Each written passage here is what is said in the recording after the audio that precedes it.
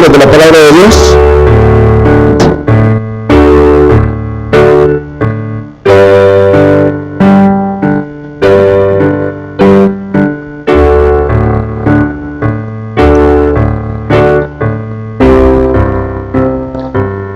Job capítulo 14. Job lo encuentra justo antes de los Salmos.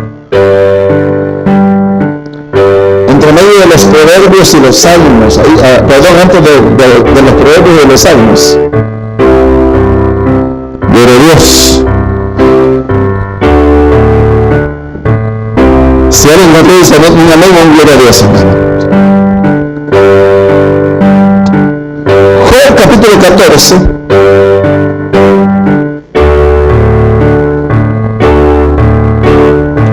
Y el versículo 4.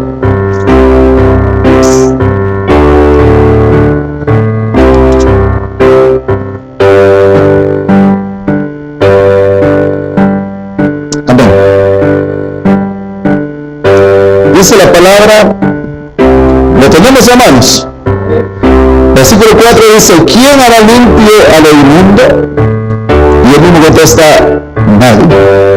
Amén. Oramos. Señor, una vez más estamos delante de ti para darte las gracias por este momento de poder meditar en tu palabra. Te pedimos que, Señor, abra nuestro entendimiento, que podamos ser dirigidos, que podamos ser, Señor, en este momento formados a través de tu palabra, que podamos entender, oh Dios, el propósito para el cual tú nos has traído esta noche, ese propósito por el cual nos has elegido, nos has, Señor, predestinado, como tu palabra lo dice. Te lo pedimos en el nombre de Jesús, que en esta noche podamos, Señor, crecer aún más espiritualmente, que podamos, Señor, a través de la luz de tu palabra, comprender aún más esa grandiosa salvación que tú nos has dado, para que de esa manera podamos también, Señor, ser responsables, y no solamente eso, Padre, sino tener la seguridad en lo que tú has hecho en cada uno de nosotros, lo que seguirás haciendo, lo que harás, Señor, en cada uno de nosotros. En el nombre de Jesús te damos gracias en este momento. Amén, Señor, y amén. Aleluya. Amén. ¿Puede tomar su asiento, hermano, por favor?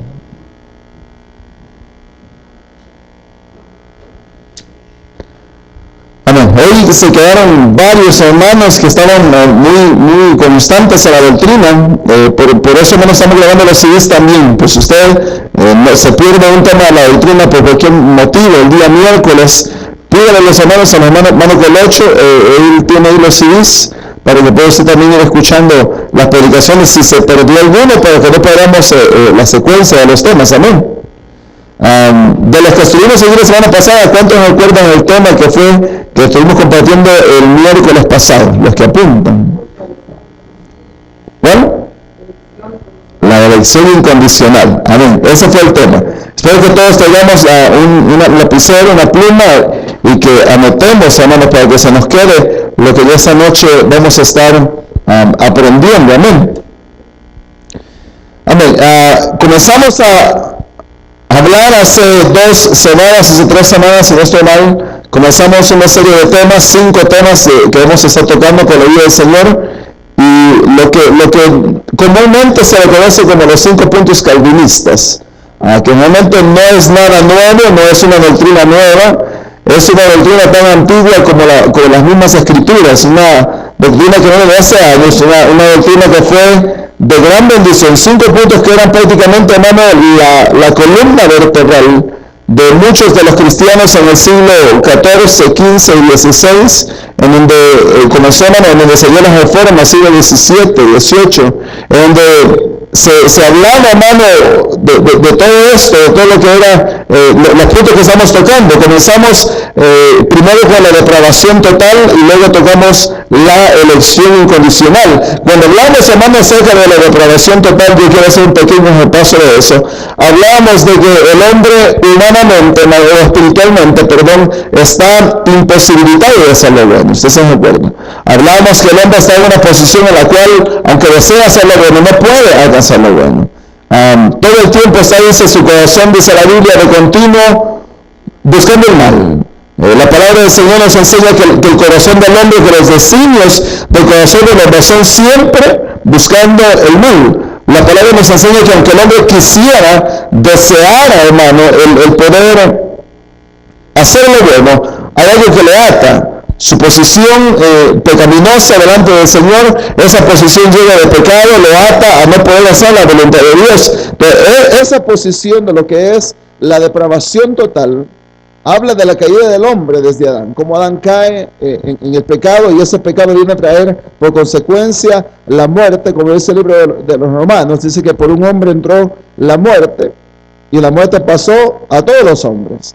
Dice, por cuanto todos pecaron y están destituidos de la gloria de Dios.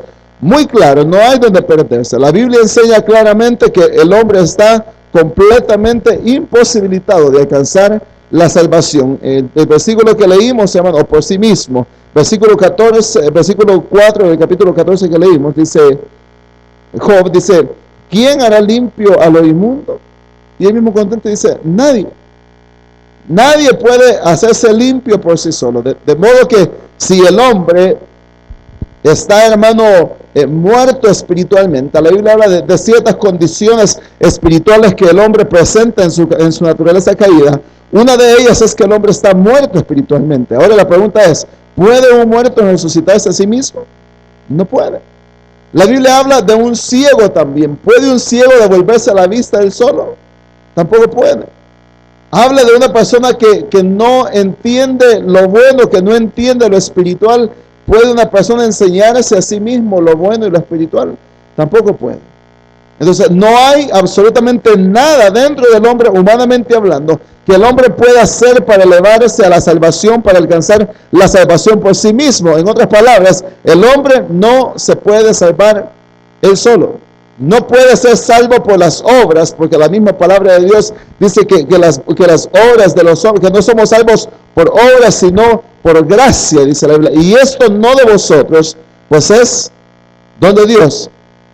Así que somos salvos por la fe, por la gracia, por un don de Dios, porque Dios lo quiso así. Entonces, no hay nada en el hombre que pueda realmente hacerle salvo. Jeremías capítulo 13.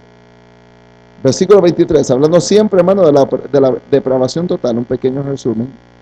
Jeremías 13, 23.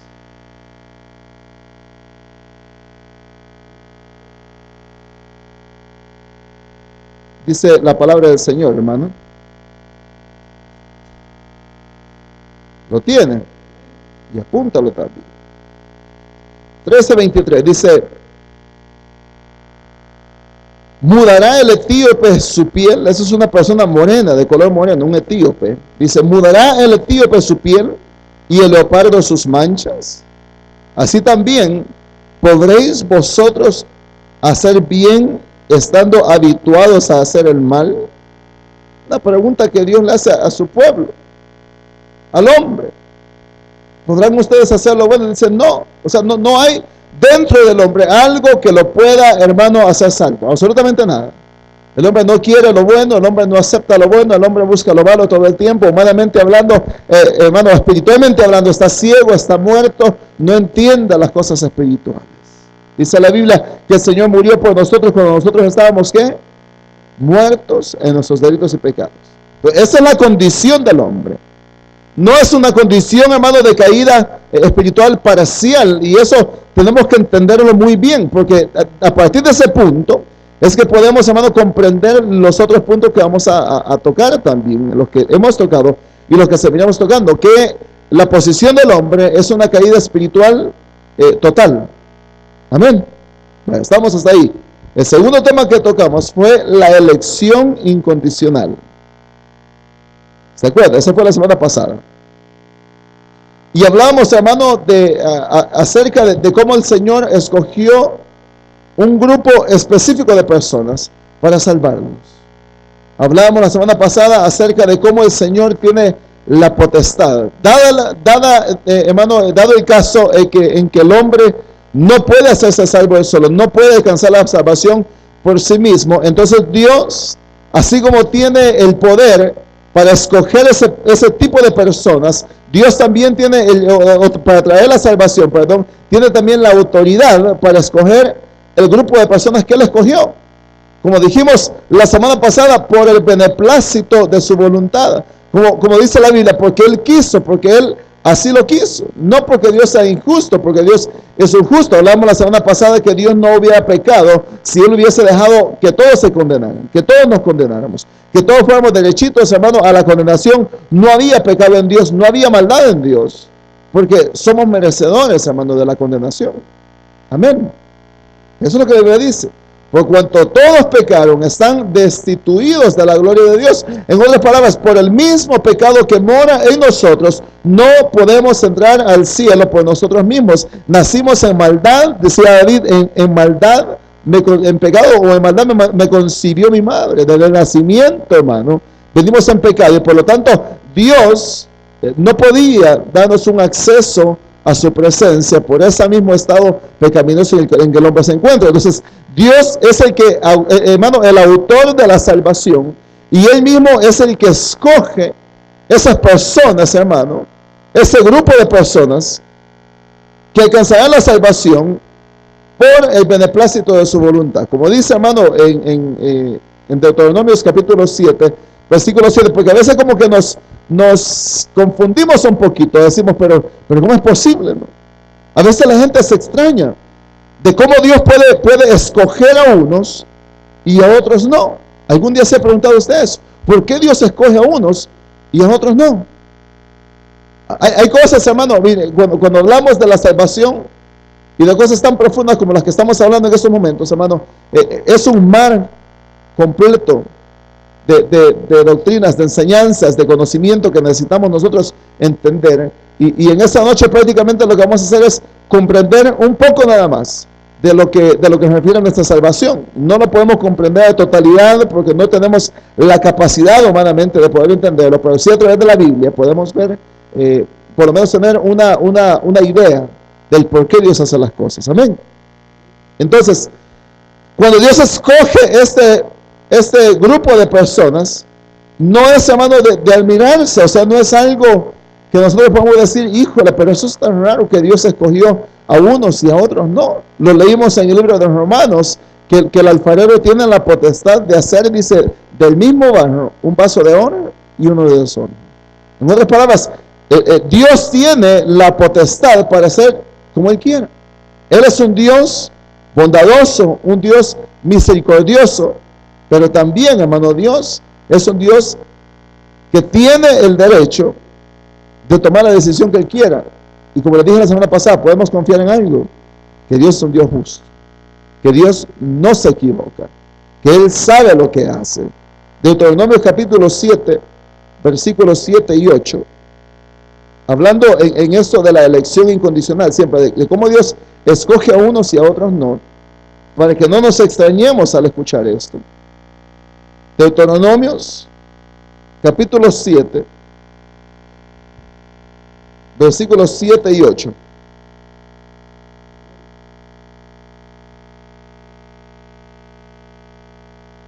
Leemos desde el 6 incluso. Dice, porque tú eres pueblo santo para Jehová tu Dios.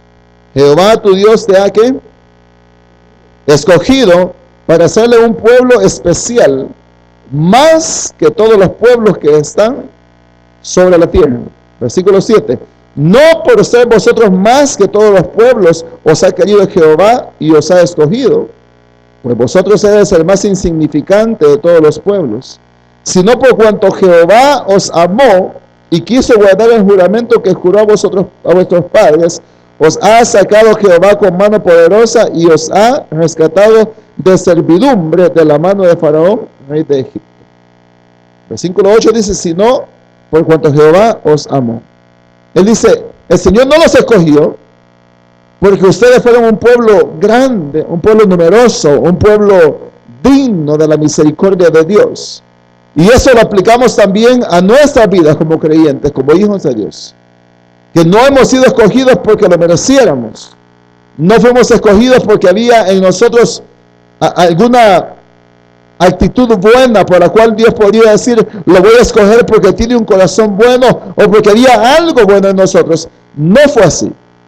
Cuando Dios escoge ese grupo de personas es simplemente por su misericordia y por su bondad, porque nos amó. No hay otro motivo, no hay ni siquiera el que nosotros podemos decir que Dios sabía quiénes le iban a amar, Él sabía quiénes iban a aceptar su perdón. Sí, Dios lo sabe, porque Dios lo sabe todo, pero Dios no se basó en eso.